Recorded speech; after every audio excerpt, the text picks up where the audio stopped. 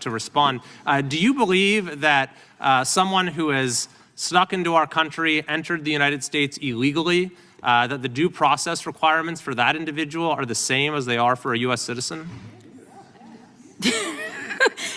I thought the question was for me, but it seems like the lawyers on this side or just my entire team knows the answer. Mr. Chairman? Per the Constitution, yes, if you are on our soil, you are guaranteed due process. And the fact that there's even a question is why we are struggling right now.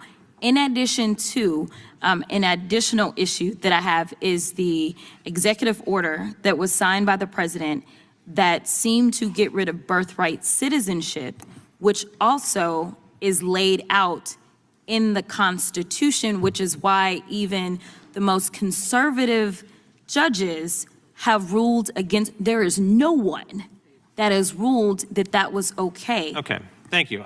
You're welcome. So thank you. That's simply untrue. The Supreme Court has made it very clear that due process is a context-dependent inquiry.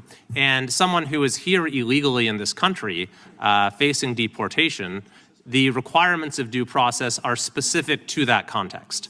And the problem is that during the last administration, we had 10 million people who came into this country without the least amount of vetting. And it's created an enormous backlog in our immigration courts. Now, what we actually did in a measure that we passed in this committee a couple weeks ago, which I believe every member of the Democrat minority opposed, is we sought to provide the resources for our immigration courts to operate in a fair and efficacious manner by increasing the number of immigration judges, of lawyers, of courtrooms, in order to remove this backlog of millions of cases that now exist. So I think it's highly problematic to hear arguments about due process from the side that is actually voting against providing the resources that are needed for due process.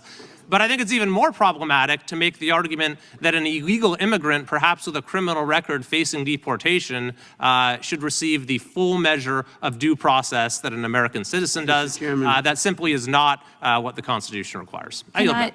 Mr. Chairman. Can I answer?